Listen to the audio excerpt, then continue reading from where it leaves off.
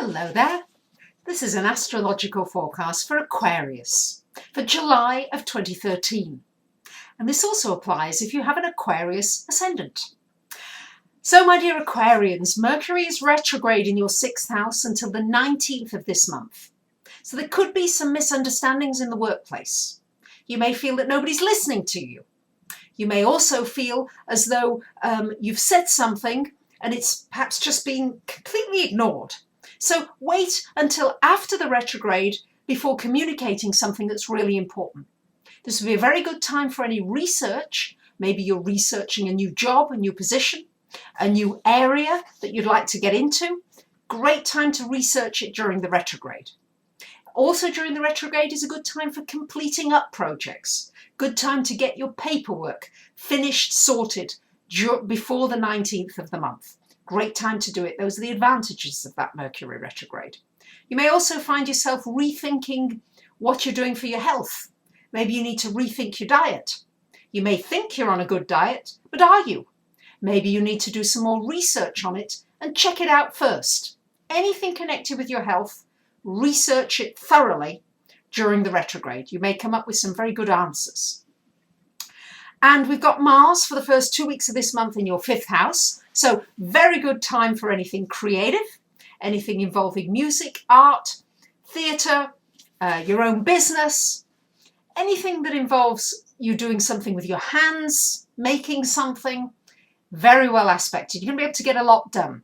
Also, you may find that children are quite unmanageable for the first couple of weeks of this month. They're probably quite boisterous and you can't really get them to do what you want them to do. Try and keep them busy. That's going to be the best thing to do. And you need to keep yourself busy with this Mars in the 5th house. Keep yourself busy so that you don't start to feel frustrated because you feel as though not much is happening. Because often during a Mercury retrograde, there is a feeling as though there's not much happening quickly. And Mars wants everything to happen yesterday. So there could be a frustration. So if you keep yourself busy, then you won't run into those kinds of frustrations. So this month there's a huge amount going on in this house of work. So there looks like there are going to be some opportunities for you in the workplace. You might be considering changing the direction of your work. And during the retrograde, as I said, good time for researching maybe alternatives for what you'd like to, for the direction you'd like to take your work in. It's going to be a very good time for pushing ahead, and there really should be some opportunities for learning, maybe for extending your skills. Maybe you need to go back to school so you can learn extra skills and earn more money, offer more services in your work area. For the first 3 weeks of the month, we've got Venus, planet of love, in your house of relationship. What a wonderful time for meeting somebody, for having a romance, for meeting that special person. Wonderful time when Venus is in that 7th house. Also a very good time for doing something lovely with the person that you're with, if you're already in a marriage or an intimate relationship. But it's certainly a good time for attracting somebody to you.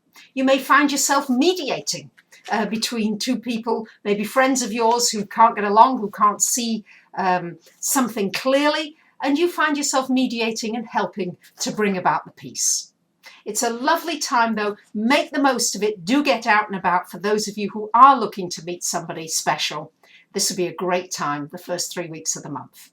I know we've got Mercury retrograde till the 19th. It just means meet someone and wait until after the retrograde before you really draw your conclusions as to whether you want this relationship to be a serious one and for it to continue.